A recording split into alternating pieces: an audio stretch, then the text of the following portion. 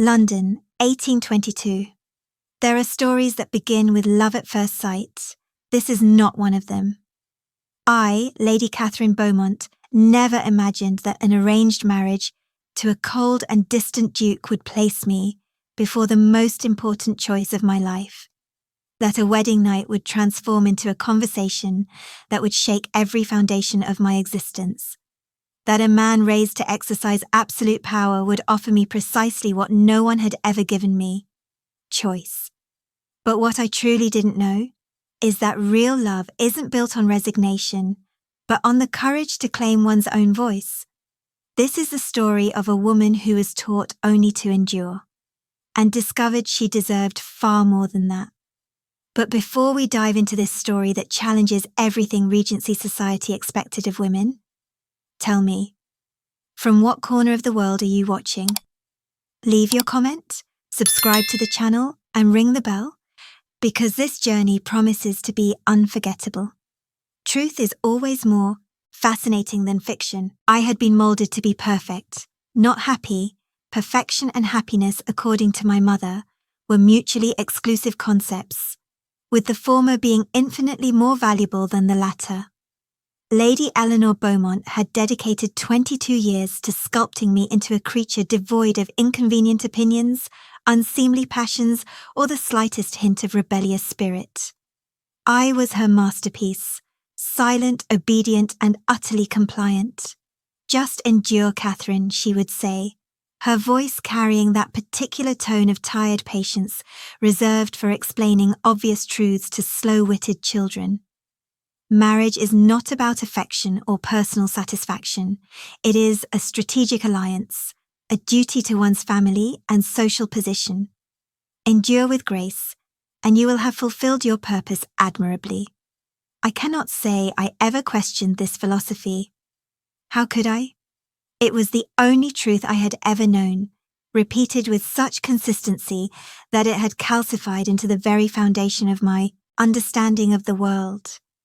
And so, when my father announced that the Duke of Huntingdon had requested my hand in marriage, or rather, had negotiated terms with the efficiency of a man acquiring a particularly fine horse, I responded exactly as I had been trained. I smiled sweetly, nodded my acceptance, and prepared myself to endure. Arthur Sterling, Duke of Huntingdon, was not an unpleasant prospect, objectively speaking. He possessed the sort of commanding presence that seemed to come standard with ancient titles and vast estates. Tall, with shoulders that suggested he was no stranger to physical activity, and a face that could have been carved from marble, all sharp angles and aristocratic severity. His reputation preceded him, a serious man, dedicated to his responsibilities, efficient in managing his considerable holdings, and notably lacking in scandal or vice. My mother approved of him immensely, which should have been my first warning sign, though I lacked the perspective to recognize it as such. "You are exceptionally fortunate, Catherine," she informed me, while examining my trousseau with a critical eye that found fault with even the most exquisite lacework. "The Duke is a man of sense and propriety. He will not trouble you with excessive emotionalism or unpredictable behavior. Your life will be orderly and respectable." Orderly, respectable. Never once did she mention affection, companionship, or any of those frivolous sentiments that poets insisted were the bedrock of matrimony. But then poets were notoriously unreliable sources of practical wisdom. The wedding itself was a spectacle of strategic social positioning. St. George's Church in Hanover Square was filled to capacity with members of the haute ton, all eager to witness the union of the Beaumont and Sterling families. I stood before the altar in a gown of ivory silk that weighed upon my shoulders like a beautiful burden, repeating vows I had memorized with the same diligence I had once applied to French irregular verbs and proper curtsy depth. Arthur stood beside me, his profile as impassive as one of the marble statues adorning his ancestral estate. When he slipped the ring onto my finger, his touch was brief and impersonal, a formality executed with precision. When he lifted my veil and pressed a chaste kiss to my cheek, fulfilling the ceremonial requirement with the enthusiasm one might bring to signing legal documents, I wondered if he had truly seen me at all, or if I was merely another asset to be catalogued and managed. The wedding breakfast that followed was an exhausting performance. I smiled until my face ached, danced when protocol demanded it, and accepted congratulations that somehow managed to sound remarkably similar to condolences. My mother watched from her position among the matrons, her sharp gaze ensuring that I committed no misstep that might tarnish the perfection of her choreography. I did not disappoint her, I never did. But it was when the festivities finally concluded, when the last guest departed, and I found myself being escorted to the chambers I would now share with my husband, that the full weight of my situation truly settled upon me. A maid I did not recognize helped me change from my wedding gown into a nightdress of delicate white cotton, brushed out my hair until it fell in waves down my back, and then discreetly withdrew. I sat on the edge of an enormous bed, in a room I had never seen before, in a house that would now be my home, and repeated the only prayer I knew, "Just endure, Catherine, just endure." I heard his footsteps in the corridor before the door opened. My hands tightened in my lap, my posture automatically correcting itself to the rigid propriety my mother had drilled into me. This was it, the moment every unmarried woman was warned about in whispers and euphemisms. The duty that must be performed, the price paid for security and social standing. Arthur Sterling, Duke of Huntingdon, my husband, of mere hours, stepped into the room and closed the door behind him, with a quiet finality that seemed to seal my fate. I kept my eyes lowered as instructed. I regulated my breathing as instructed. I prepared myself to endure as instructed. What I was not prepared for, what no amount of maternal instruction could have equipped me for, was what happened next. Arthur stopped just inside the doorway. I could feel his gaze upon me, though I kept my eyes fixed firmly on my hands folded in my lap, the picture of demure submission that my mother had spent years perfecting. The silence stretched between us, thick and weighted, until I began to wonder if perhaps I was supposed to do something, say something, though no one had thought to inform me what that might be. Then, to my utter bewilderment, I heard the scrape of wood against floor. I risked a glance upward and found that Arthur had pulled a chair from the corner of the room and positioned it a respectful distance from the bed. He sat down with an ease that seemed entirely at odds with the formality of the situation, leaning back slightly and regarding me with an expression I could not quite decipher. He told me we needed to talk. The words were so unexpected that I nearly forgot to breathe. Talk? I had been prepared for many things. Clinical instructions from my mother had covered the mechanics of marital duty with mortifying thoroughness, but conversation had not been mentioned once.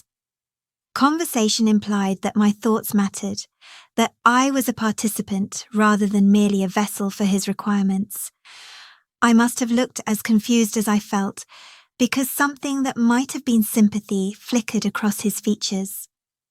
He leaned forward slightly, resting his forearms on his knees, and when he spoke again, his voice carried none of the cold formality I had heard during our brief courtship. Instead, there was a quality of weariness to it, as though he too had been performing an exhausting role all day. He confessed that he had agreed to our marriage for reasons that had nothing to do with me personally. Family pressure, he explained, the eternal expectation that a duke must produce heirs to secure the succession. His father had died 2 years prior, leaving him with vast responsibilities and equally vast loneliness. His mother, well-meaning but persistent, had orchestrated introductions to every eligible young woman in London until he had finally capitulated to the inevitable. He needed a wife. I needed a husband. Our families had negotiated accordingly.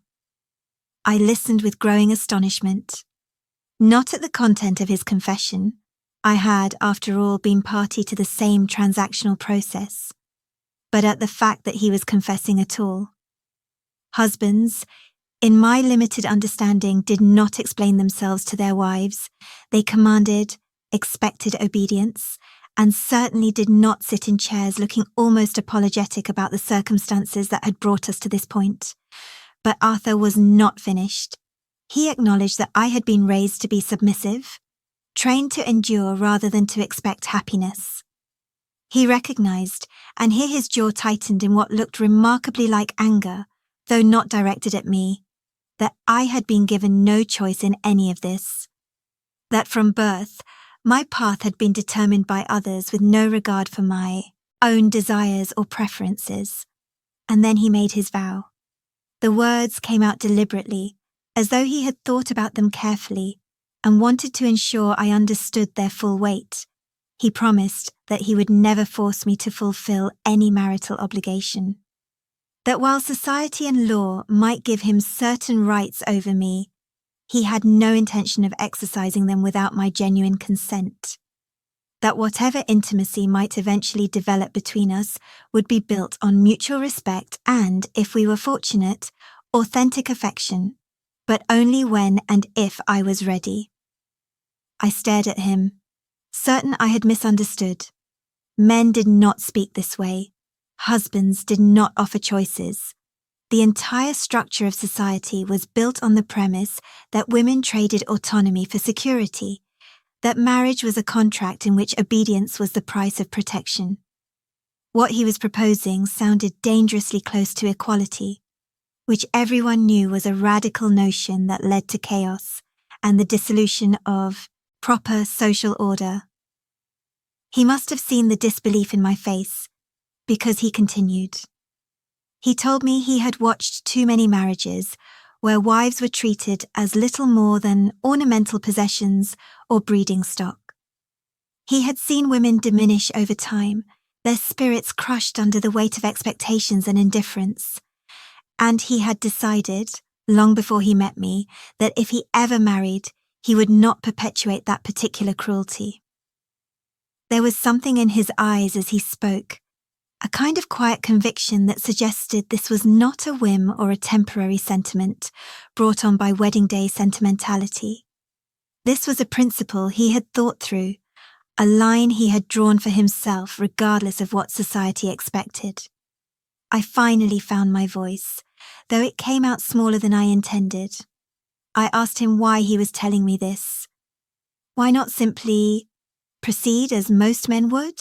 I would have complied. I had been trained to comply. He would have encountered no resistance. His response made something crack in the careful walls my mother had built around my heart. He said that compliance born from coercion was not something he wanted from me or from anyone. That a wife who submitted out of duty rather than desire was still a prisoner, regardless of how gilded the cage, and he refused to be anyone's jailer. The silence that followed was different from before. I found myself reassessing everything I had assumed about this man, about our marriage, about the life I had resigned myself to enduring. He was offering me something I had never imagined I could have: agency, the radical notion that my feelings, my comfort, my readiness might actually matter. I didn't know how to respond to such an offer. My entire life had been constructed around the understanding that my wants were irrelevant, that to even have wants was a form of selfishness that needed to be suppressed.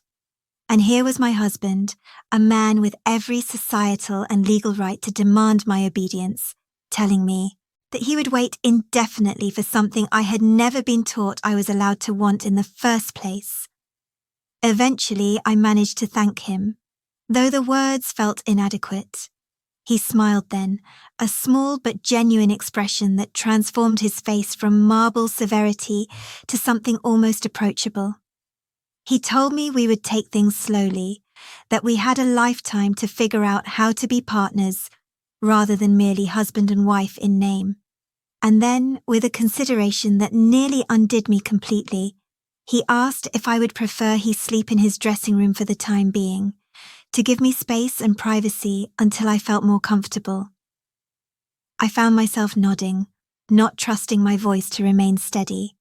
He rose from the chair, wished me a good night with unexpected gentleness, and withdrew to the adjacent room, leaving the door slightly ajar. A gesture, I realized, meant to reassure me that I was not locked in, not trapped, still permitted the illusion of choice even in this most intimate of spaces. I lay awake for hours that night, staring at the canopy above the bed and trying to reconcile what had just happened with everything I had been taught. My mother's voice echoed in my mind, "Just endure." But Arthur had offered something entirely different. He had offered me the possibility of not having to endure at all. It was the most terrifying and exhilarating moment of my life. When dawn finally broke, painting the unfamiliar room in shades of gold and rose, I found myself contemplating a question I had never before had the audacity to ask. What if there was more to marriage than mere survival? What if I could actually be happy? The thought was so foreign, so contrary to every lesson I had absorbed, that I almost laughed, almost. Instead, I rose from the bed, prepared myself for the day ahead, and stepped into my new life with the tentative hope that perhaps, just perhaps, I had not married a duke at all. I had married a man, and that made all the difference. The first week of marriage passed in a strange sort of limbo. Arthur maintained his promise with a consistency that was both reassuring and disconcerting. We shared meals, exchanged polite conversation about mundane topics, and existed in the same spaces with the careful choreography of two people determined not to accidentally collide. He was unfailingly courteous, asking after my comfort, ensuring I had everything I needed, and making no demands whatsoever. It should have been a relief. Instead, I found myself increasingly confused. My mother's teachings had prepared me for duty, obligation, and the necessity of submission. They had not prepared me for a husband who seemed genuinely interested in whether I preferred tea or chocolate in the morning, or who noticed when I shivered slightly in the drawing room and immediately ordered additional fires lit without my having to ask. On the 8th day, Arthur invited me to tour the estate, not the formal rooms I had already seen during the key, wedding festivities, but the library, his private sanctuary, he called it, with a hint of self-deprecation. The moment we entered, I understood why. The room was magnificent. Floor-to-ceiling shelves lined every wall, packed with books in a gloriously haphazard arrangement that suggested they were actually read rather than merely displayed for show. I must have made some sound of appreciation, because Arthur turned to me with the first truly unguarded smile I had seen from him. He gestured expansively at the collection and confessed that organization was not his strongest skill. The books were roughly categorized by subject, he explained, but beyond that, locating any specific volume required either excellent memory or considerable luck. Before I could think better of it, I heard myself observe that a proper cataloguing system would solve the problem quite efficiently. The words were out before I remembered that expressing opinions, particularly ones that might be construed as criticism, was not what well-bred wives did. I immediately began to formulate an apology, to soften the statement into something less presumptuous. But Arthur's smile only widened. He said that was an excellent point, and then, and this was what truly stunned me, he asked if I would consider undertaking the project. He acknowledged it would be considerable work, but suggested that if I enjoyed that sort of thing, he would be grateful for the assistance. And if I did not enjoy it, he added quickly, that was perfectly acceptable too. No pressure, no obligation, simply an offer. I agreed before my mother's voice in my head could talk me out of it, and thus began the most peculiar and wonderful weeks of my life. The library became our meeting point. Arthur would join me there after managing estate business, and we would work in companionable silence, or engage in conversations that ranged from the philosophical to the absurdly trivial. He helped me reach volumes on the highest shelves, our hands occasionally brushing in the exchange of books, brief, accidental contacts that sent unexpected warmth through me each time. It was during these sessions that Arthur began to reveal himself in ways that formal courtship had never allowed. He told me about his childhood, which had been far lonelier than I would have imagined for someone of his rank. His father had been a distant figure, more concerned with duty than affection. His mother, though well-meaning, had been so consumed with social obligations that she had largely delegated his upbringing to governesses and tutors. He had learned early that emotions were inconvenient things, best suppressed in favor of rigid self-control. The irony was not lost on me. We had both been shaped by cold pragmatism, both taught that feelings were liabilities rather than assets. The difference was that Arthur had apparently spent his adult years questioning those teachings, while I had simply accepted them as immutable truth. As the days accumulated into weeks, I noticed changes in myself that would have alarmed my mother. I caught myself laughing at Arthur's dry observations about the more ridiculous members of the ton. I began expressing preferences without being asked, mentioning that I preferred riding in the late afternoon when the light turned golden, or that I found the formal dining room unnecessarily oppressive and would much rather take meals in the smaller breakfast room. And Arthur, rather than being offended by my presumption, simply accommodated these preferences as though they were the most natural thing in the world. One afternoon, while reorganizing a particularly chaotic section of philosophy texts, I came across a slim volume of poetry by a relatively unknown author. I opened it idly and found myself captivated by verses that spoke of longing, connection, and the terror of vulnerability. Without thinking, I read a passage aloud, something about how true intimacy required the courage to be fully seen with all one's flaws and fears exposed.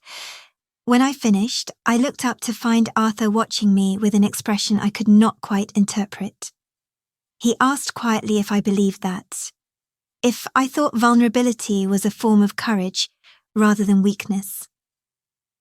I found myself considering the question seriously, rather than simply providing whatever answer seemed most appropriate. Finally, I admitted that I did not know.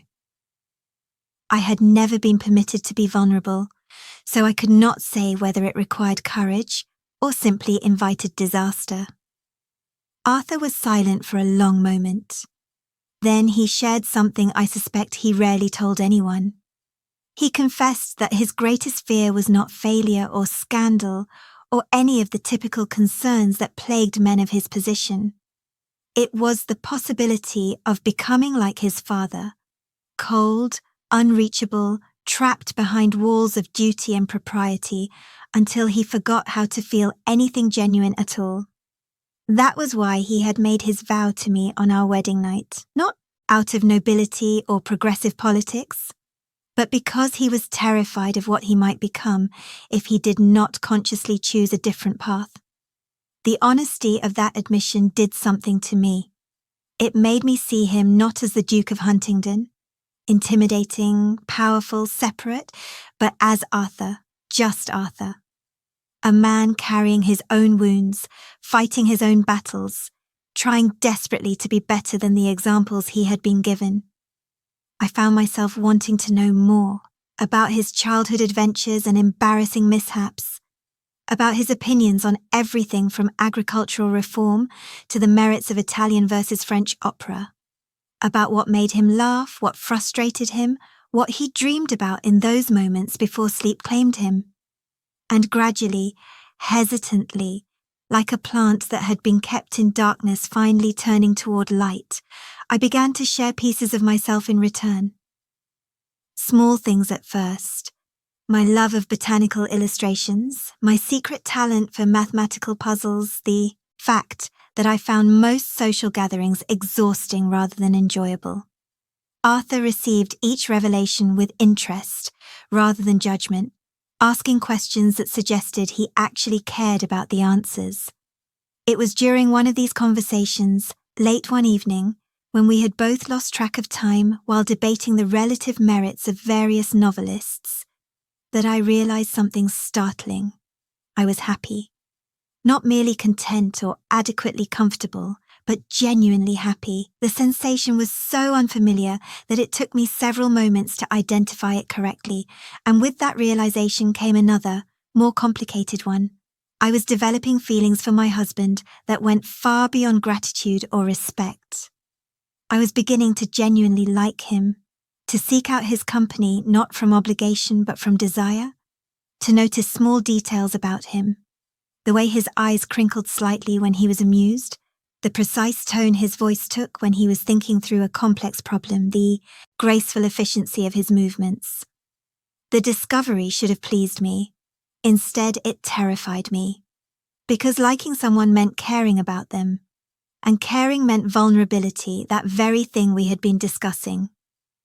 It meant the possibility of being hurt, of wanting something I might not be able to have, of stepping outside the safe parameters my mother had established, where expectations were low and disappointments were therefore minimal. I looked at Arthur across the library that had become our sanctuary, and I wondered if he felt any of this too, or if his kindness was simply the natural courtesy of a decent man, rather than anything personal, if his interest in my opinions was genuine affection or merely good manners, if the warmth in his eyes when he looked at me was real or just a trick of the candlelight. For the first time in my life, I wanted something desperately, and I had absolutely no idea how to pursue it. 3 weeks into my marriage, my mother arrived unannounced at Huntingdon House. I was in the library, where else, cataloguing a particularly fascinating collection of botanical texts, when the butler informed me that Lady Eleanor Beaumont awaited me in the formal drawing room. The book I had been holding slipped from my fingers, and I felt my stomach drop in a manner that would have confirmed every one of my mother's suspicions about my inadequacy. I found her seated in the most imposing chair, her posture so rigidly perfect that she might have been carved from the same marble as the fireplace mantel. She did not rise when I entered, merely extended her cheek for the dutiful kiss I provided before taking a seat across from her. Her eyes swept over me with the efficiency of a military inspection, cataloguing every detail from my slightly ink-stained fingers to the fact that my hair was dressed more simply than she would have preferred. She informed me that she had come to see how I was adjusting to married life.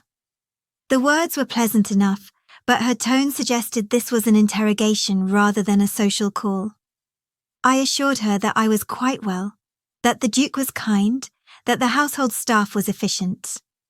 All true statements, though they revealed precisely nothing of substance. My mother was not satisfied with pleasantries. She dismissed the maid who had brought tea and closed the drawing-room door with a finality that made my throat tighten. Then, with the directness that had always characterized her approach to uncomfortable topics, she asked whether I had fulfilled my marital duties, whether there was any sign that I might be with child, whether I understood the urgency of producing an heir, particularly given the Duke's position and the expectations of his family. I felt heat flood my face. I stumbled through an explanation that Arthur and I were still adjusting to one another, that these things took time, that surely there was no immediate cause for concern after only 3 weeks. The look she gave me could have frozen water in midsummer. She reminded me, in tones that brooked no argument, that I had one primary responsibility in this marriage. Everything else, my comfort, my preferences, even my health, was secondary to the continuation of the Sterling line. She had not raised me and secured an advantageous match only to have me fail at the single task that justified my existence. Her words struck with the precision of a blade finding familiar scars. All the confidence I had been building, all the small rebellions of expressing opinions and making choices, seemed to crumble under the weight of her disapproval. I was 22 years old, but in that moment I felt like a child again, desperate for approval that never quite came, terrified of the disappointment that was always just one mistake away. She proceeded to provide instructions that made me wish desperately to be anywhere else. I should make myself more available, she suggested with obvious distaste for having to articulate such things. I should be more proactive in encouraging the Duke's attentions. I should understand that men, even gentlemen, required certain inducements, and if I found the process unpleasant, well, that was precisely what endurance was for. I wanted to defend myself, to explain that Arthur had made a choice, that he was being respectful, that there were reasons for our current arrangement. But the explanations died in my throat. How could I make her understand something so foreign to her worldview? To her, Arthur's consideration would seem like weakness, or worse, a sign that I had somehow failed to attract his interest properly. After she departed, having thoroughly inspected the house, critiqued my management of the household accounts, and left a comprehensive list of improvements I should implement, I retreated to my chambers and found myself shaking. Not from cold, but from the effort of holding myself together under the assault of her expectations. That evening, I could barely look at Arthur during dinner. Every kindness he showed felt like an indictment of my failure. When he asked if something was troubling me, I assured him everything was fine with a brightness that fooled neither of us. He did not press, which somehow made it worse. His patience, which had seemed like such a gift before, now felt like a ticking clock counting down to inevitable disappointment. That night, alone in my chambers, I found myself caught between two impossible positions. My mother's voice echoed in my head with decades of conditioning. Duty, obligation, the singular purpose for which I had been raised. But Arthur's promise haunted me too. Choice, respect, the radical notion that I deserved to be more than a vessel for someone else's requirements. I thought about going to him, about indicating that I was ready to fulfill those marital duties my mother seemed so concerned about. It would certainly simplify things. It would silence her criticisms and prove that I was not the failure she suspected I might be. It would give Arthur what he had admitted he needed, an heir to secure the succession. But the thought of approaching intimacy from that place of desperate duty rather than genuine desire felt like a betrayal of everything Arthur had offered me. It would reduce his gift of choice to meaningless words. It would confirm that I was exactly what my mother had made me. A creature too broken to want anything for herself, capable only of responding to external pressures. I lay awake for hours, my mind churning through impossible scenarios. What if Arthur grew tired of waiting? What if he came to resent his own generosity? What if my mother was right, and I was squandering the only currency I had in this marriage? What if I never felt ready, never developed the courage to choose intimacy freely, and ended up disappointing everyone, including myself? The worst part was that I could feel my old self reasserting itself. The Catherine who had learned to be invisible, to want nothing, to simply endure. The Catherine who had been carefully constructed over 22 years of relentless conditioning. She was whispering that it was safer not to hope, not to want, not to believe that anything could be different from what my mother had always told me it would be. But there was another voice too, quieter, but growing stronger. The voice of the woman who had reorganized a library and expressed opinions and laughed at her husband's dry wit. The woman who had begun to imagine that happiness might actually be possible. That voice was asking a different question. What if I could choose something for myself? Not because it was my duty or because someone else demanded it, but because I genuinely wanted it. I did not have an answer. Not yet. But for the first time in my life, I recognized that the question itself was important, that I deserved the space to figure out what I actually wanted, separate from what everyone else expected of me. Arthur had given me time. Now I needed to decide what to do with it. The thought was both terrifying and exhilarating. And as dawn broke over Huntingdon House, I found myself at a crossroads that would determine not just the course of my marriage, but the shape of the person I might become.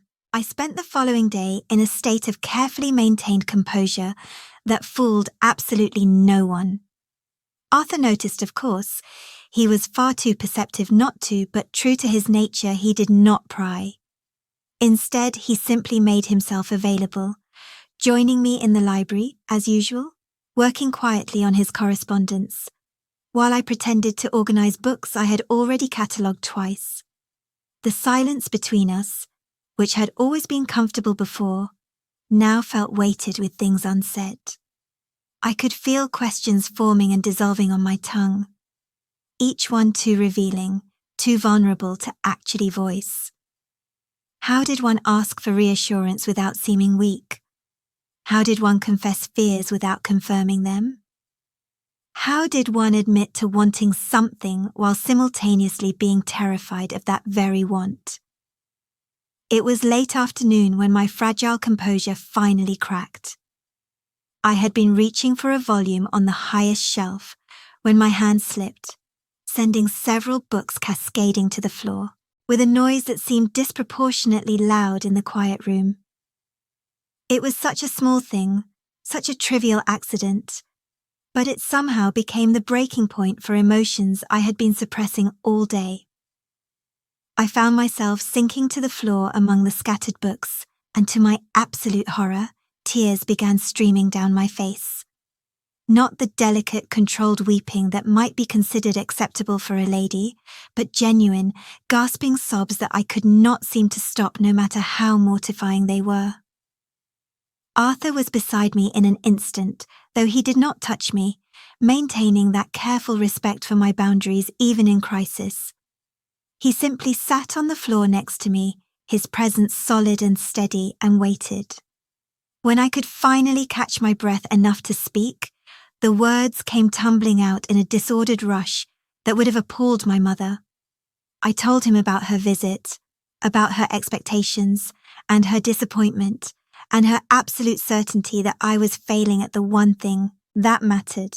I confessed that I had spent my entire life trying to be what she wanted, and that even now, even married and living in a different house, I could not seem to escape her voice in my head telling me I was inadequate. That I did not know how to be anything other than what she had made me. And the thought of trying terrified me, because what if I tried and failed? What if the person beneath all that conditioning was just as disappointing as my mother always suspected? The words kept coming, 22 years of suppressed thoughts and feelings pouring out in an undisciplined flood. I told him about the loneliness of my childhood, where affection was rationed and approval was always conditional, about how I had learned to make myself small, to want nothing, because wanting things only led to disappointment, about how his kindness had been wonderful and terrifying in equal measure, because it suggested that maybe, possibly, I could have more than mere endurance. But what if I reached for that and discovered I was not capable of it after all? When I finally ran out of words, I sat there among the fallen books, feeling exposed and foolish. I had violated every rule of proper conduct, had displayed exactly the sort of emotional excess that my mother had spent decades training out of me. I braced myself for the withdrawal that surely must follow such an unseemly display. Instead, Arthur spoke. His voice was quiet but clear, and there was something in it that made me actually look at him through my tear-blurred vision. He told me that my mother was wrong. Not just mistaken, but fundamentally, completely wrong about nearly everything she had taught me.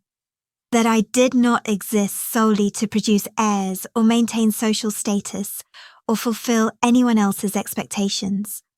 That I was a person, complete and valuable in my own right, and that any philosophy that suggested otherwise was not wisdom, but cruelty dressed up as propriety, he continued, and with each word I felt something shift inside me.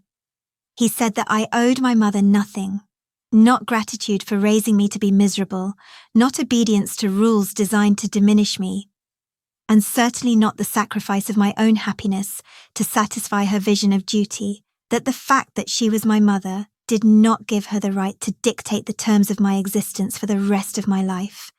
And then he said something that broke through every defense I had left. He told me that he would wait for me forever if necessary, that there was no timeline, no expectation, no obligation pressing on us except the ones we chose to create.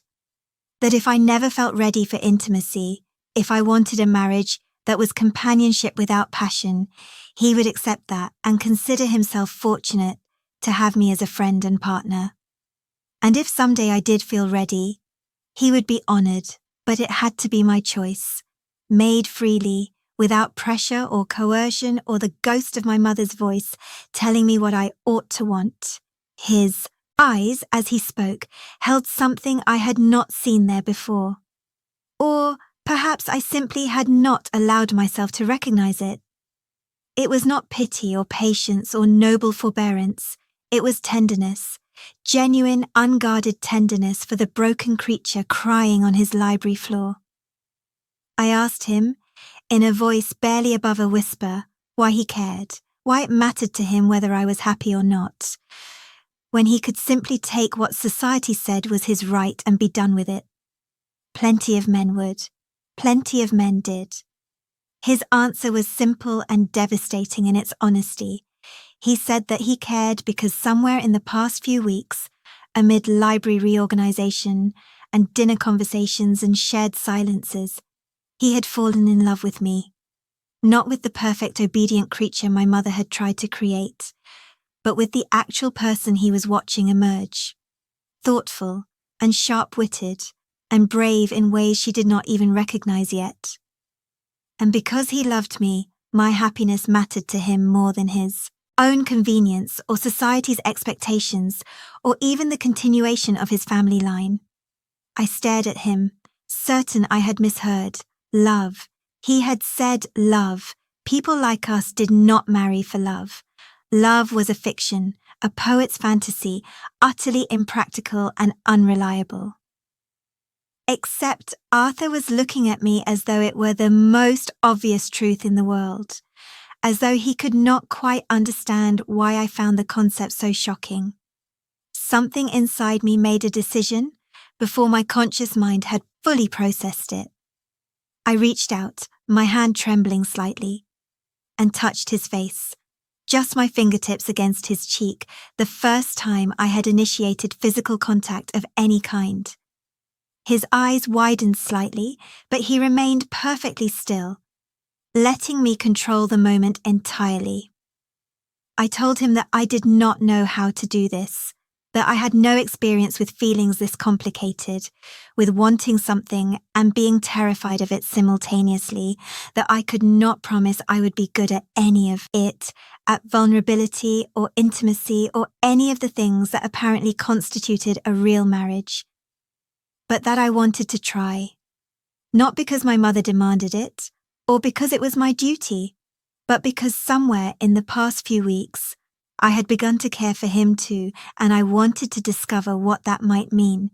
The smile that spread across Arthur's face was like sunrise, slow and warm and transformative. He turned his head slightly, so that my hand cupped his cheek more fully, and he told me that we would figure it out together. That neither of us had to be perfect or have all the answers, that we could make mistakes and learn from them and build something entirely our own, without reference to anyone else's expectations. It was not a dramatic moment. We did not kiss passionately or declare eternal devotion in the language of sonnets. We simply sat on the library floor, surrounded by fallen books, and made a choice. The choice to try, to be vulnerable, to risk disappointment for the possibility of something genuine. And in that moment, I realized something profound. The courage my mother had always dismissed as foolish sentimentality, the courage to feel, to want, to hope, was actually the bravest thing I had ever done. It was not endurance that would define my life. It was the decision to stop merely surviving and start actually living. The days following that revelation in the library were strange and wonderful and occasionally terrifying. Arthur and I continued our routine. Breakfast together, afternoons in the library, dinners where we discussed everything from politics to the absurdities of fashionable society. But now there was an undercurrent to it all, an awareness that hummed between us like a plucked string still vibrating. We were both cautious, I think. Neither of us wanted to rush or push or assume anything. Arthur maintained his respectful distance, though now when our hands brushed while passing books, he would catch my eye and smile in a way that made my heart perform peculiar acrobatics, and I found myself seeking out small moments of connection, sitting closer to him during our evening conversations, asking his opinion not just on practical matters, but on things that mattered to me personally, learning the geography of his moods and preferences the way I had once memorized etiquette rules. It was perhaps a week after my breakdown that we attended a dinner at the home of Lord and Lady Pemberton. I had been dreading it. Large social gatherings still exhausted me, but Arthur had mentioned that declining might seem odd given how recently we had married.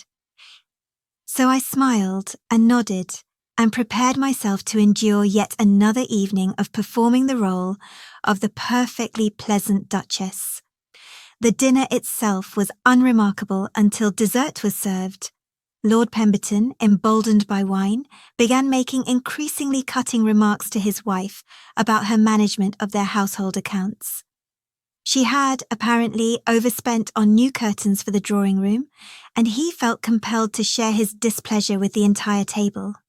His criticisms grew sharper and more personal with each passing moment, while Lady Pemberton's face grew progressively more pale. I watched this display with a horrible recognition. This was what my mother would call a husband properly exercising his authority. This was the natural order of things. Wives made mistakes, husbands corrected them, and everyone understood their place in the hierarchy. I should not have been shocked. I should certainly not have been upset. But I was deeply, viscerally upset in a way that had nothing to do with logic and everything to do with the past weeks of learning that marriage did not have to be a battleground of humiliation and control. Arthur, I noticed, had gone very still beside me, and then with the sort of casual authority that came from generations of aristocratic confidence, he changed the subject, not dramatically or obviously, but with such firm redirection that Lord Pemberton found himself suddenly discussing agricultural innovations rather than his wife's alleged financial incompetence. Within moments, the tension had dissipated, and Lady Pemberton was able to compose herself while her husband was distracted. It was masterfully done. No one could have accused Arthur of anything improper. He had simply guided the conversation elsewhere. But the message was clear to anyone paying attention. Such behaviour would not be tolerated in his presence. On the carriage ride home, I could not stop thinking about what I had witnessed. Not just Lord Pemberton's cruelty, but Arthur's response to it. He had used his power and position not to dominate, but to protect. The contrast with everything I had been taught about masculine authority could not have been more stark. I asked him why he had intervened. Lord Pemberton was technically within his rights as a husband. His wife had overspent. Many men would have considered his response entirely appropriate, perhaps even restrained. Arthur's jaw tightened in the dim light of the carriage. He said that just because something was legal or socially acceptable did not make it right. That power without compassion was simply tyranny, whether exercised by kings or husbands. That he had watched too many men use their positions to diminish the people around them, and he refused to be complicit in such behaviour. even through silence. Something in me resolved in that moment.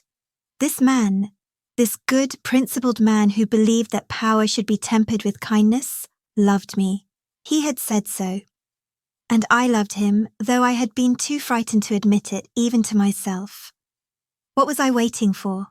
What further proof did I need that this marriage could be something different, something better than the cold transaction I had been raised to expect? My mother's voice still whispered warnings about vulnerability and the dangers of trusting anyone too completely. But for the first time, I had a stronger voice to counter it, my own. When we arrived at Huntingdon House, Arthur handed me down from the carriage with his usual care. Instead of releasing my hand immediately as he typically would, I held on. He looked at me with surprise and a question in his eyes that he was too considerate to voice. I told him I needed to speak with him, privately. The words came out steadier than I felt, but I managed them nonetheless. He nodded and led me to his study. Neutral territory, not his chambers or mine, which I appreciated. Once the door closed behind us, I found myself struggling to begin. How did one initiate such a conversation? There was certainly no chapter in my deportment lessons covering how to inform your husband that you are finally ready for marital intimacy after weeks of his patient waiting. I almost laughed at the absurdity of it, which helped settle my nerves slightly. I began by thanking him. For his patience, yes, but more than that. For showing me what marriage could be. For teaching me that I deserved respect and consideration. For proving that his vow on our wedding night had not been empty words, but a genuine commitment that he maintained even when it would have been easier not to. And then, before I could lose my courage, I told him that I did not want to wait anymore, not because my mother expected it, or because society demanded it, or because heirs were necessary, but because I wanted to be truly his wife. Because I wanted to know what intimacy could be when it was built on trust and affection rather than obligation. Because I chose him, not just as a husband I had been assigned, but as a partner I actively wanted. My voice shook slightly as I spoke, but I did not stop. I acknowledged that I might not know what I was doing, that I had no experience or expertise to draw upon, but I was ready to learn, with him, if he was willing. Arthur had been watching me with an intensity that might have been frightening if I had not learned to read the emotions behind it. When I finished, he crossed the space between us in 3 strides. He cupped my face in both hands with a gentleness that made my eyes sting, and told me that he loved me. Not in the abstract or hypothetical, but specifically, completely, with a certainty that left no room for doubt. He asked, even now, even after everything, if I was absolutely certain this was what I wanted, if there was any part of me acting from duty or pressure rather than genuine desire. Because if there was, he would wait. He would always wait for me. I met his eyes directly and told him I was certain that this was my choice, made freely, and I wanted him to know that I needed him to understand that when I came to him, it would be because I had decided to, not because anyone had compelled me. The kiss that followed was nothing like the chaste peck he had given me at our wedding. This was real and warm and slightly uncertain on both sides. 2 people discovering each other for the first time, learning the grammar of a new language together. When he pulled back, his eyes were dark with emotion and something else that I was only beginning to recognize as desire. He asked if I wanted to go upstairs. His voice was steady, but I could feel the tension in him. The restraint it was costing him to maintain his careful consideration even now. I nodded, not trusting my voice, and took his offered hand. What followed that night was a revelation. Arthur approached our intimacy the way he approached everything, with patience, attention, and constant communication. He asked questions, Not just about what I wanted, but about how I was feeling, if I was comfortable, if I wanted to continue or pause or stop entirely. He moved slowly, telegraphing his intentions, giving me time to adjust and respond and discover my own desires in the process. It was not perfect. There were awkward moments and minor misunderstandings and occasional uncertainty about logistics, but it was tender and genuine and utterly unlike anything I had been led to expect. This was not duty performed or endurance required. This was two people choosing to be vulnerable with each other, to share something profound precisely because it mattered to both of them. Afterward, lying in the darkness of his chambers, our chambers now, I supposed I felt fundamentally different, not because of the physical act itself, but because of what it represented. I had made a choice, not my mother's choice or society's expectation or even what I thought I should want, my actual, authentic choice. Arthur pulled me closer, pressing a kiss to my temple, and whispered that he loved me. I said it back, the first time I had spoken those words aloud to anyone, and felt the truth of them settle into my bones. I had been taught that marriage was about endurance, but I was learning that it could be about partnership, respect, and the courage to be fully seen. I had been raised to believe I was only valuable as a vessel for someone else's requirements, but Arthur had shown me I was valuable simply for existing, flaws, fears, and all. My mother had been wrong about so many things, but she had been most wrong about this. Happiness was not a foolish fantasy or an impractical indulgence. It was a choice, a brave, difficult, essential choice. And I had finally learned to make it. The months that followed were marked by a quiet joy I had not known was possible. Arthur and I settled into our marriage with the comfortable rhythm of two people who genuinely liked each other's company. We still spent afternoons in the library. I had long since finished cataloguing the books, but we both agreed the space had become too important to abandon simply because the official project was complete. We rode together across the estate, debated everything from literature to politics over dinner, and discovered a shared appreciation for terrible puns that would have mortified my mother. Speaking of my mother, she returned for another inspection approximately 2 months after her first visit. This time, I received her in the drawing room with considerably more composure. When she inquired, with her characteristic lack of subtlety, about whether I had fulfilled my duties adequately, I informed her calmly that my relationship with my husband was precisely as it should be, and I would not be discussing intimate matters with her or anyone else. The look of shock on her face was worth years of silent compliance. She attempted to reassert her authority, to remind me that she had a right to ensure I was properly managing my responsibilities. But before I could formulate a response, Arthur appeared in the doorway. He had, I later learned, been alerted by our butler that my mother was becoming increasingly insistent in her interrogation. Arthur greeted my mother with impeccable politeness, and then, with the sort of gentle firmness that brooked no argument, informed her that Catherine was his wife and under his protection, that he appreciated her concern for our welfare, but that his household would be managed according to his preferences, not external expectations, that Catherine would make her own decisions about her health, her activities, and her personal matters without interference. And that while my mother was always welcome to visit as a guest, she should understand clearly that this was Catherine's home now, and she would be treated with the respect due to a duchess in her own residence.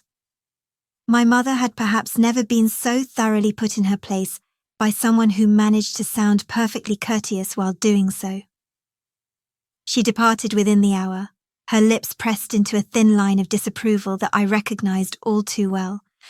But for once, her disapproval did not make me feel inadequate. It made me feel protected, valued, defended by someone who believed I was worth defending.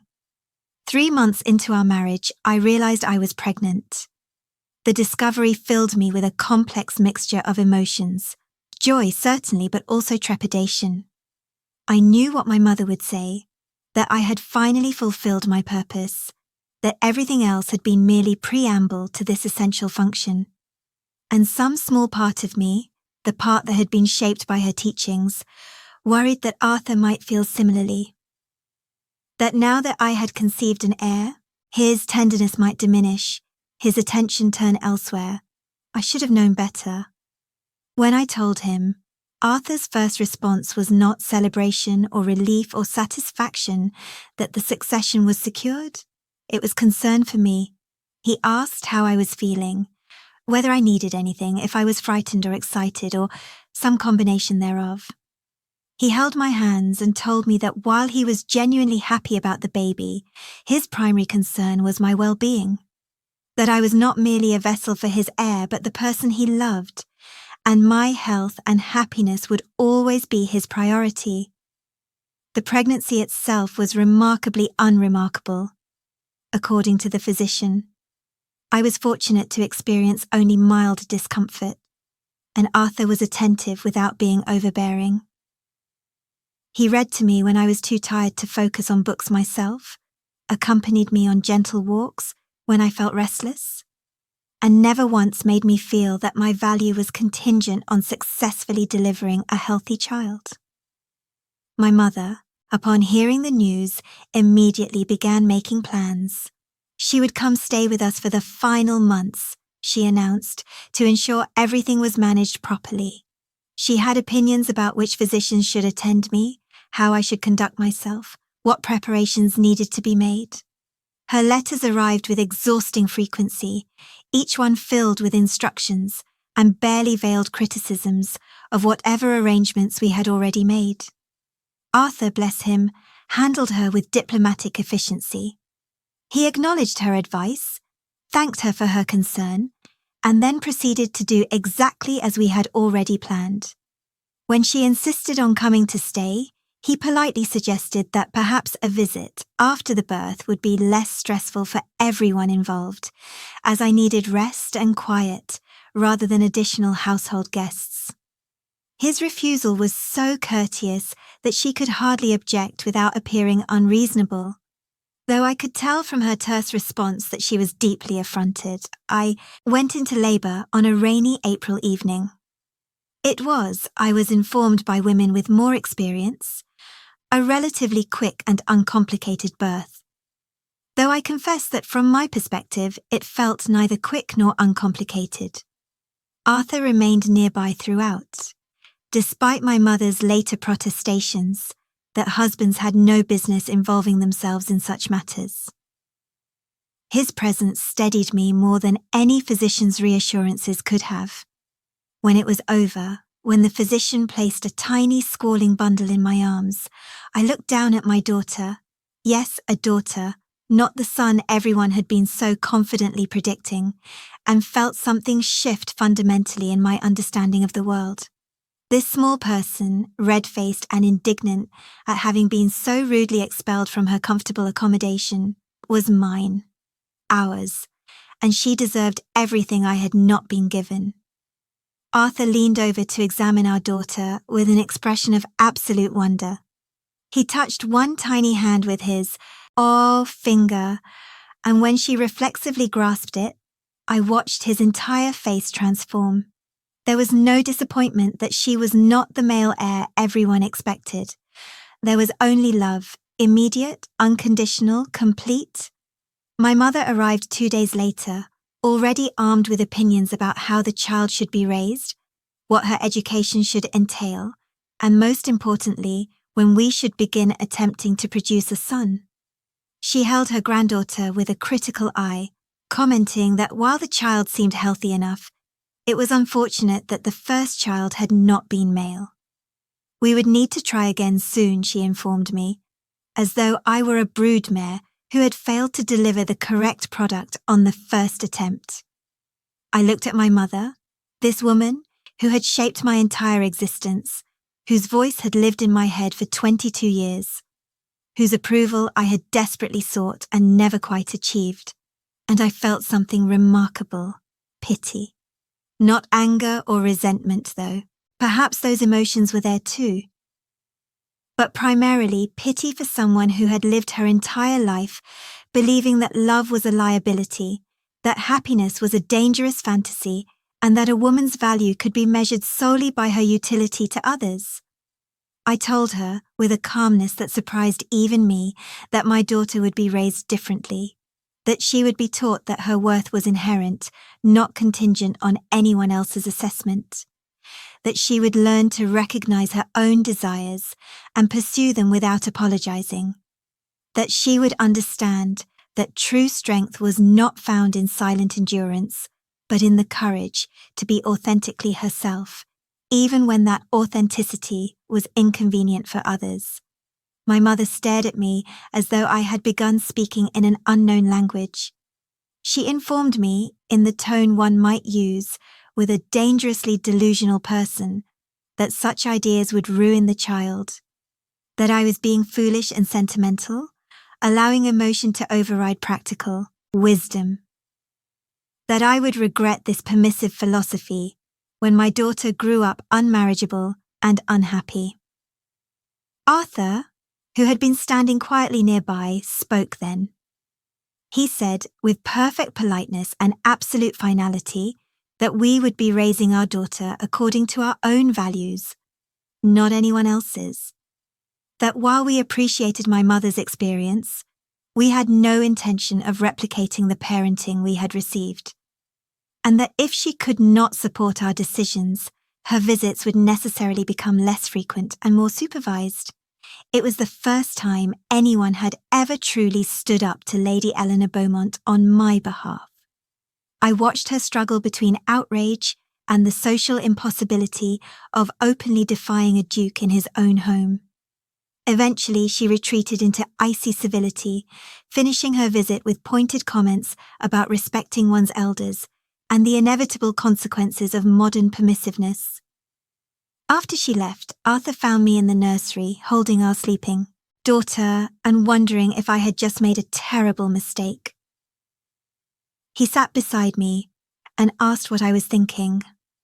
I confessed my fears, that perhaps I was being naive, that maybe my mother's harsh methods had been necessary to prepare me for a harsh world, that I might be setting our daughter up for disappointment by encouraging her to want things that society might not allow her to have. Arthur listened without interrupting, and then he reminded me of something I had almost forgotten. He asked if I was happier now than I had been on our wedding day. If I valued the life we had built together, imperfect though it might be. If I thought the courage to pursue authentic connection had been worth the risk of vulnerability and disappointment. I looked down at our daughter, then at my husband, and I knew the answer. Yes, 1,000 times yes. I would rather have loved and lost than never have discovered what it meant to be truly seen, truly valued, truly myself. We named her Victoria, after Arthur's grandmother, who had apparently been something of a rebel in her own time. And as I sat there in the quiet nursery, holding this tiny person who represented infinite possibility, I made a promise, not aloud, but in the deepest part of my being where the most important vows are made. I promised that my daughter would know she was loved unconditionally, not for what she could provide, but simply for existing. That she would see a marriage built on partnership and respect, so she would never settle for less. That she would learn that her voice mattered, her choices were valid, and her happiness was not a frivolous indulgence, but a worthy pursuit. That she would understand strength came in many forms, including the strength to be gentle, the strength to be vulnerable, the strength to choose connection over protection. My mother had told me to just endure, but I would teach Victoria something different. I would teach her to live fully, bravely, authentically, to embrace joy without apology, to demand respect without aggression, to build a life defined not by what she endured, but by what she chose to create. The Duke's wedding night vow had rewritten my fate, but that was only the beginning. Together, Arthur and I were writing something entirely new. A story where love was not weakness but courage, where vulnerability was not dangerous but necessary, where happiness was not a foolish fantasy but a radical act of faith. I looked at my husband, who smiled at me with that expression of tender affection I had learned to recognize and return. I looked at our daughter, who would grow up in a home where she was cherished rather than merely tolerated. And I understood finally what my life had been missing all those years. Not grand passion or dramatic declarations, not wealth or status or social approval, but simply this: the freedom to be myself, to make my own choices, and to build a life defined not by others' expectations, but by my own authentic desires. My mother would say I was being impractical, sentimental, dangerously idealistic. And perhaps I was all of those things. But I was also happy, genuinely, completely, unapologetically happy. And that, I had discovered, was worth any risk. The story my mother had written for me ended with resignation and endurance. But the story I was writing, with Arthur beside me and Victoria in my arms, was just beginning. And it would be defined not by what I had survived, but by what I had chosen to become. Lady Catherine Sterling, Duchess of Huntingdon, had learned the most important lesson of all, that true duty was not to others' expectations, but to one's own integrity. That real courage was not silent compliance, but authentic voice.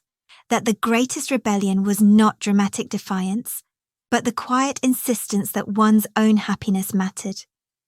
Just endure, my mother had said, but she was wrong. I was done enduring. I was finally, gloriously learning to live.